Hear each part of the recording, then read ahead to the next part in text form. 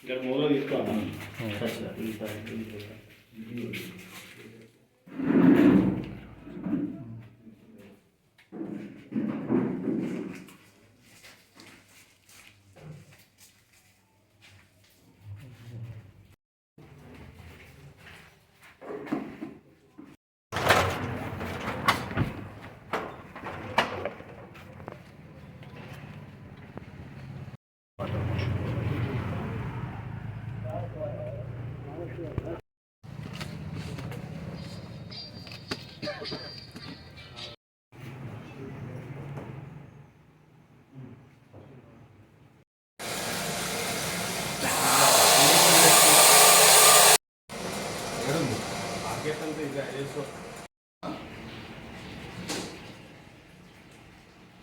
Chemical కూడా correct లేదు.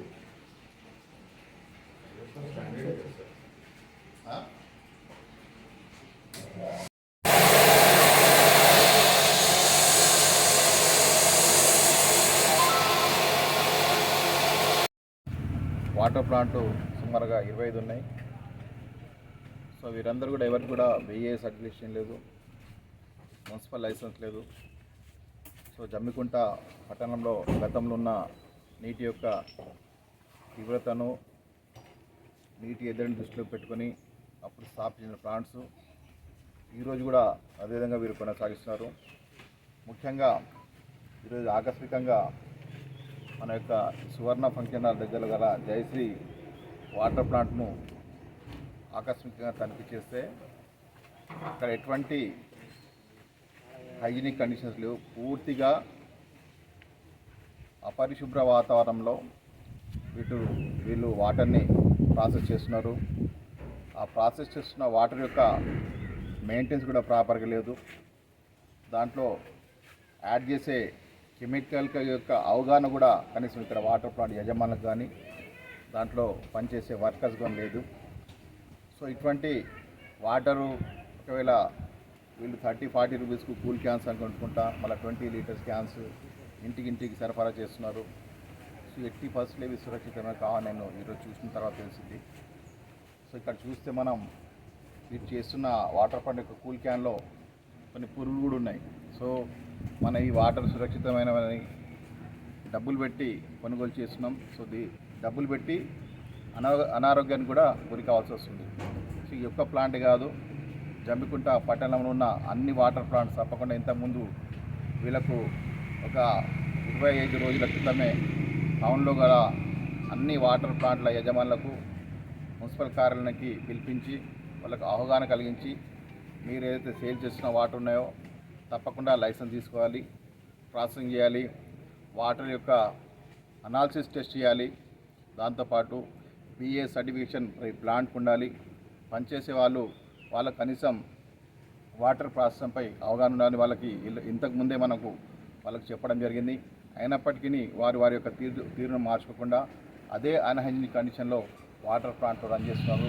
అదేవిధంగా డబ్బాలు కూడా 90 డేస్కి ఒకసారి డబ్బాలు మార్చేయాలి, కంప్లీట్గా మార్చాలి. అది ప్రాసెస్ 90 డేస్కి ఒకసారి డబ్బాలు మార్చాలి, నెలల తరబడి కూడా డబ్బాలను మార్చలేరు.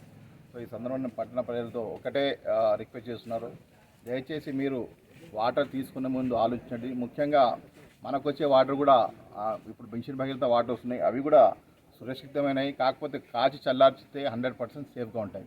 మనం డబ్బులు పెట్టి ఈరోజు జబ్బుల్ని కొంటున్నాం. మనం చూస్తున్నాం ఇంత అన్హైజీనిక్ కండిషన్లో వాటర్ ప్లాంట్స్ ఉన్నాం. చాలా విచారకరం. తప్పకుండా ఇటువంటి వాటర్ ప్లాంట్స్పై కఠిన చర్యలు తీసుకుంటాం.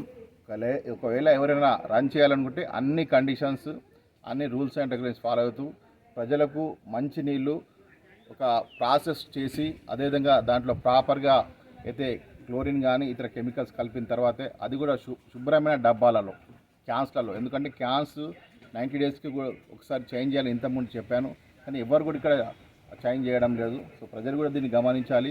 మీరు తీసుకుంటున్న వాటర్ ఏ ప్లాంట్, దాని యొక్క శుభ్రత ఏంటి, అక్కడున్న వర్క్ చేస్తున్న సిబ్బందికి దీనిపై అసలు ప్రాసెస్పై ఏమైనా అవగాహన తెలుసుకోవాలి. దాంట్లో కల్పిస్తున్న కెమికల్ కూడా ఈరోజు చూసి ఇక్కడ కెమికల్స్ కూడా బ్లీచింగ్ కలుపుతున్నారు.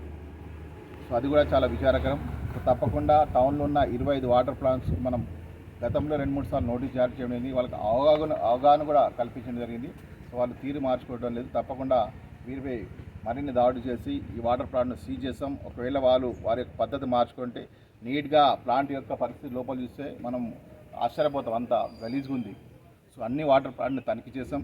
ఏ వాటర్ ప్లాంట్ అయితే హైజీనిక్ కండిషన్ పరిశుభ్రత పాటించదో, రూల్స్ అండ్ రెగ్యులేషన్ పాటించదో అక్కడ ఒక ప్రాపర్గా పనిచేసే వాళ్ళకు కనీసం అవగాహన ఉండాలి. టీడీఎస్ అంటే ఏంటి, క్లోరిన్ శాతం ఏంటో ఉండాలి. అది అవగాహన లేని వాళ్ళు వాటర్ ప్లాంట్స్ నడుపుతున్నారు. సో ప్రజలు కూడా దీన్ని గమనించాలని కోరుతున్నారు.